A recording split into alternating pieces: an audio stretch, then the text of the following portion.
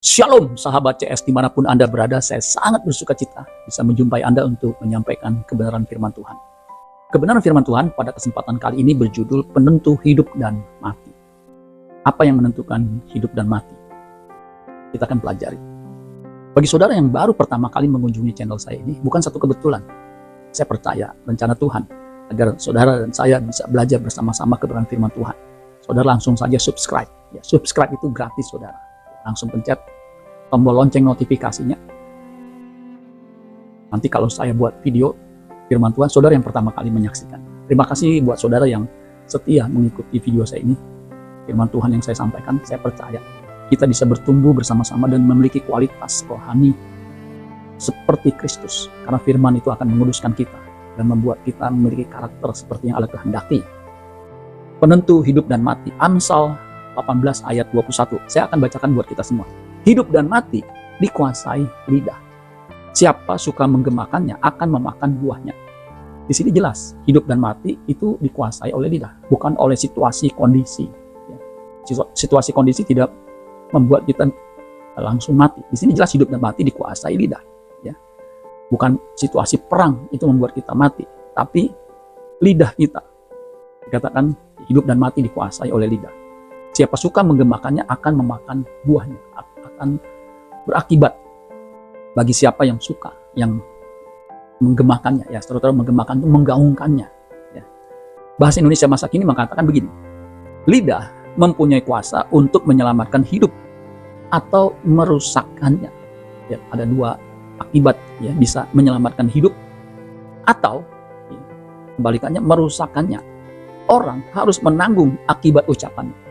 Jadi ucapan itu ada akibatnya saudara. Ya. Nah yang terakhir firman Allah yang hidup untuk ayat yang sama Amsal 18 ayat 21 dikatakan begini. Orang yang banyak bicara harus menanggung akibatnya. Dan dalam banyak bicara di bagian lain juga dikatakan banyak kesalahan. Makanya orang yang banyak bicara harus menanggung akibatnya. Ada orang yang mati, perhatikan, karena salah bicara. Udah banyak salah. Ya. Ada yang mati saudara. Nah, saudara-saudara sekalian, hati-hati dengan perkataan kita. Karena perkataan ini bisa tadi dikatakan menyelamatkan hidup atau merusakkannya, atau bisa kalau salah bicara bisa mengakibatkan orang mati, saudara sekalian. Nah, Pengkhotbah mengatakan begini. Ini penulisnya sama. Kalau Amsal penulisnya Salomo, Pengkhotbah pun penulisnya sama, Salomo. Pengkhotbah 5 ayat 2 bahasa Indonesia masa kini mengatakan begini. Berpikirlah sebelum berbicara. Dan jangan terlalu cepat berjanji kepada Allah. Dia ada di sorga dan engkau ada di bumi. Jadi berhematlah dengan kata-katamu. Artinya sebelum kita berkata-kata, pikirkan. Ya. Berpikir dulu apa yang kita ingin katakan. Jangan asal bicara saudara. Karena perkataan kita itu punya efek, punya pengaruh, punya akibat. Di 1 Petrus 3 ayat 10 dikatakan begini. Siapa yang mau mencintai hidup dan mau melihat hari-hari baik, ia harus menjaga lidahnya terhadap yang jahat dan bibirnya terhadap ucapan-ucapan yang menipu. Jadi kita sendiri yang harus menjaga lidah kita atau ucapan kita. Jangan mengatakan yang jahat, karena akan berakibat kepada orang lain. Untuk kita bisa berkata-kata yang baik, berkata-kata yang memberkati orang. Ya. Amsal juga mengatakan, Amsal 4 ayat 23, jagalah hatimu dengan segala kewaspadaan, karena dari situlah terpancar kehidupan. Jadi kita harus jaga hati kita, karena apa yang keluar dari mulut itu sebenarnya pancaran dari hati atau pikiran kita. Kalau Paulus itu menjelaskan mirip, dia lebih praktikal, mengatakan gini, Filipi 4 ayat 7 sampai 9. Damai sejahtera Allah yang melampaui segala akal akan memelihara hati dan pikiranmu dalam Kristus Yesus. Jadi kalau orang yang punya damai sejahtera Allah, ya, setelah dia didamaikan, dia punya damai sejahtera Allah. Nah, damai sejahtera Allah itu melampaui segala akal. Itu akan memelihara hati dan pikiran kita dalam Kristus. Ya. Ayat 8, jadi akhirnya saudara-saudara, semua yang benar, semua yang mulia, semua yang adil, semua yang suci, semua yang manis, semua yang sedap didengar, semua yang disebut kebajikan dan patut dipuji, pikirkanlah semuanya itu. Itu jelas. Ya. Ayat 9, dan apa yang telah kamu pelajari, dan apa yang telah kamu terima, dan apa yang telah kamu dengar, dan apa yang telah kamu lihat padaku, lakukanlah itu. Maka Allah sumber damai sejahtera akan menyertai kamu. Jadi kalau pikiran kita diisi dengan hal yang mulia, yang adil, yang suci, yang manis, yang segala yang baik, nanti keluarnya pun pasti kata-kata yang baik, yang memberkati. Itulah sebabnya pikiran kita harus diperbaharui. Efesus 4 ayat 23 bahasa Indonesia masa kini mengatakan begini, hendaklah hati dan pikiranmu dibaharui seluruhnya. Dibaharui seluruhnya. Dengan apa? Dengan firman. Karena firman itu akan membaharui pikiran kita, akan membaharui budi kita. Itu firman. Sehingga pikiran kita, hati kita, budi kita itu bisa membedakan mana kehendak Allah, apa yang baik, yang berkenan kepada Allah, dan yang sempurna.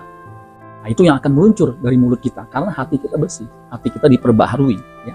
Nah, kata suka menggemakannya itu dari bahasa Ibrani aheb. Ya, aheb. Aheb artinya to love, to have affection for sexually or otherwise. Jadi memiliki kasih sayang secara seksual atau sebaliknya. Jadi saudara sekalian, siapa yang suka menggemakannya, kalau dia menggemakan sesuatu yang baik, firman akan berakibat baik, akan kembali kepada kita juga baik. Ya, seperti gaung menggemakan kalau di antara pegunungan, ya, ketika kita membunyikan suara, ya, itu disebut gemah, bunyi suara yang memantul, itu akan kembali kita dengar. Ya. Nah, untuk itu saudara sekalian, lidah kita harus menggemakan ya, hal-hal yang baik, yaitu firman. Karena lidah bisa menggemakan suara yang punya efek mematikan dan menghidupkan. Nah, firman Tuhan itu yang menghidupkan. Itu yang kita harus gemakan, kita harus ungkapkan. Dan kita harus hati-hati dengan lidah kita. Jangan sampai mengeluarkan kata-kata yang berpotensi melukai orang. Karena nanti akan melukai kita kembali. Seperti bumerang, saudara sekalian. Dia akan kembali ketika dilontarkan, dia akan kembali kepada kita. Nah, apa yang kita harus gemakan? Perjanjian Lama jelas mengatakan begini. Yang kita harus gemakan perintah Tuhan secara berulang-ulang. Ulangan 6 ayat 6 sampai 9. Dikatakan begini. Apa yang kuperintahkan kepadamu pada hari ini haruslah engkau perhatikan. Ayat 7. Haruslah engkau mengajarkannya berulang-ulang kepada anakmu dan membicarakannya apabila engkau duduk di rumahmu, apabila engkau sedang dalam perjalanan, apabila engkau berbaring, dan apabila engkau bangun. Itu jelas saudara. Ayat 8. Haruslah juga engkau mengikatkannya sebagai tanda pada tanganmu dan haruslah itu menjadi lambang di dahimu. Itu jelas. Firman harus diajarkan, harus dibicarakan, ya harus diikatkan ya sebagai tanda. Ayat 9. Dan harus engkau menuliskannya pada tiang pintu rumahmu dan pada pintu gerbang. Artinya harus diingat, harus terus-menerus diingat, ya dipelajari, diulang-ulang. Nah, itu menggemakan saudara sekalian. Kalau kita menggemakan firman, dia akan kembali kepada kita. Karena firman yang keluar dari mulut Allah tidak akan kembali dengan sia-sia. Mazmur 1 ayat 2 sampai 3 dikatakan begini.